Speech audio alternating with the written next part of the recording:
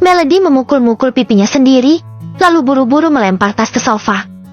Ia berjalan ke dapur, menuangkan air putih, dan meneguknya cepat-cepat. Suasana rumah sunyi. Hanya suara detak jam dinding yang terdengar. Melody mendesah panjang. Ia mencoba mengenyahkan bayangan Rico dari pikirannya. Tapi percuma. Kilasan lengan kekar itu, aroma maskulin itu, dan tatapan dalam mata Rico saat membantu seatbelt, semua terus menghantuinya.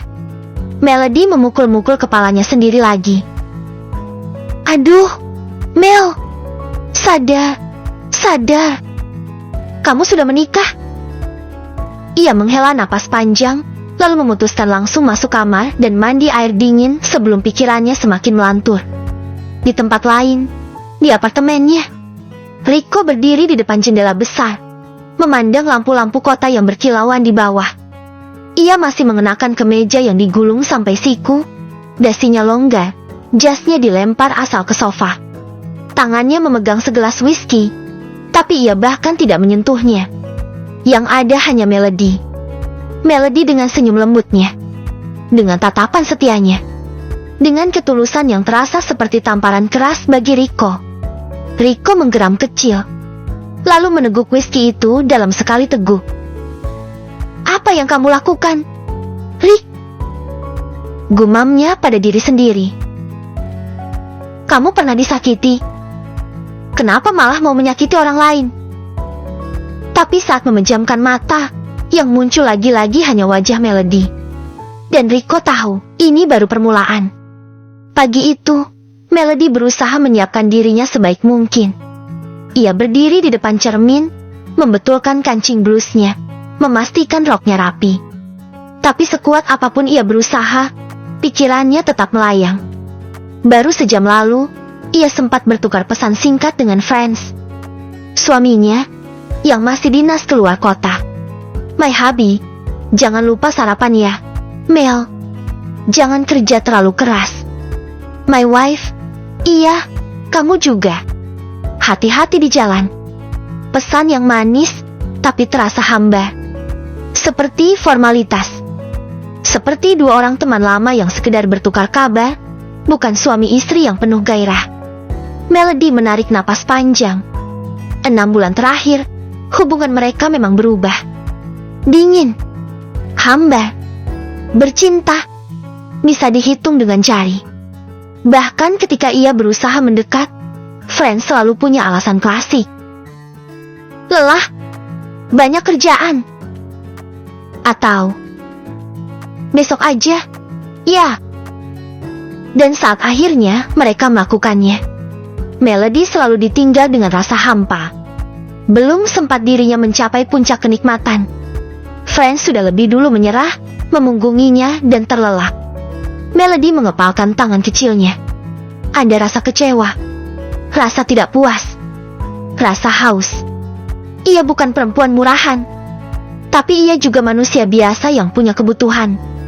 Kadang ia bertanya-tanya sendiri, apa salah kalau aku ingin diperhatikan, dimanja, diinginkan?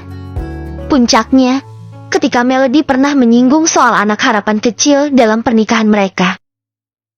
Franz, katanya waktu itu, aku pengen kita punya anak. Tapi jawaban Franz hanya tawa hamba.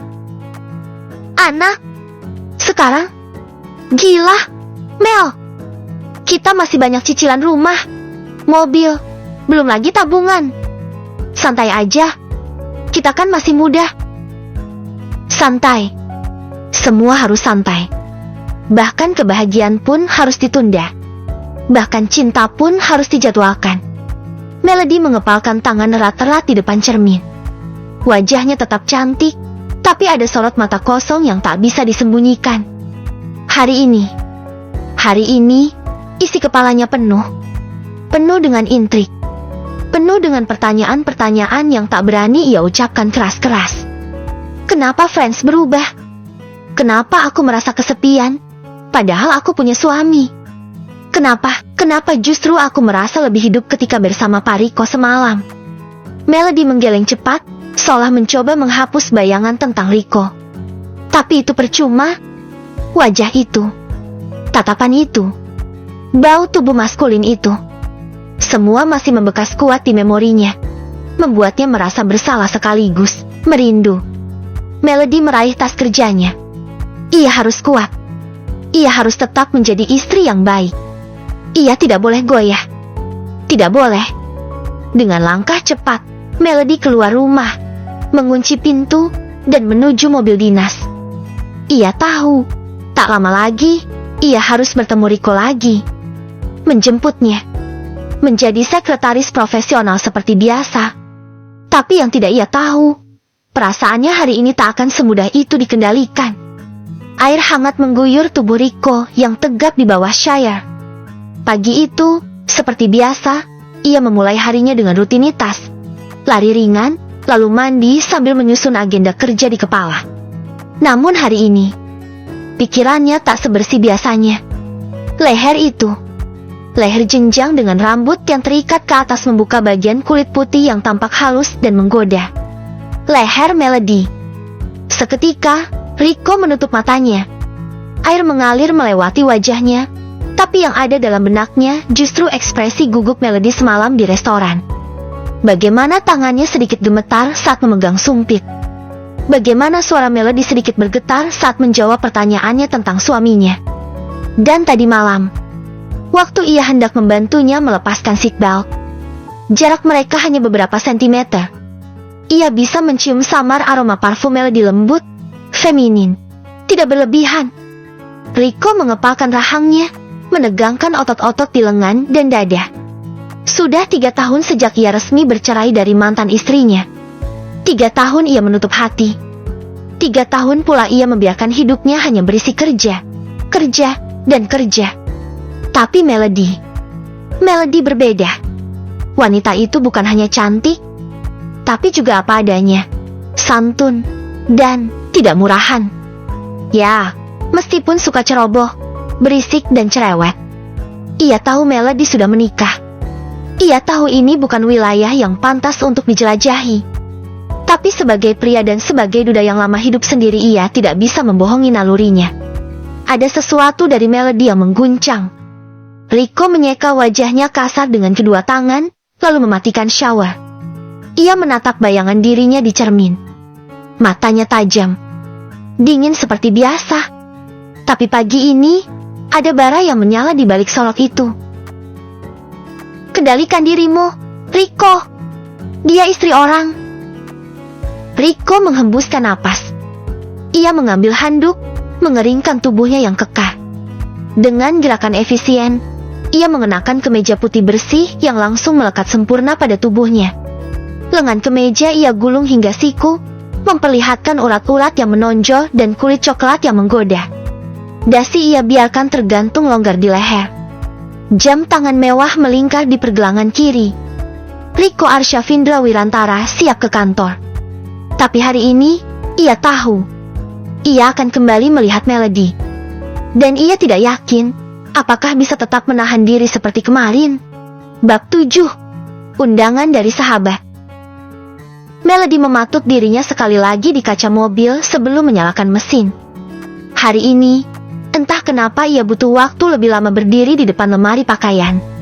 Biasanya ia memilih setelan yang rapi dan sopan dengan warna-warna netral. Tapi hari ini, tangannya justru meraih blaus satin berwarna dusty pink yang sedikit membentuk siluet tubuh rampingnya. Rambutnya tak lagi dibiarkan tergerai polos. Ia menyasak sedikit bagian atas dan mengikatnya setengah ke belakang, memberi kesan lebih dewasa dan menarik. Lipstik pun bukan nude seperti biasa. Hari ini ia memilih peach lembut. Entah kenapa, tapi ucapan Rico kemarin malam seperti mengendap di benaknya.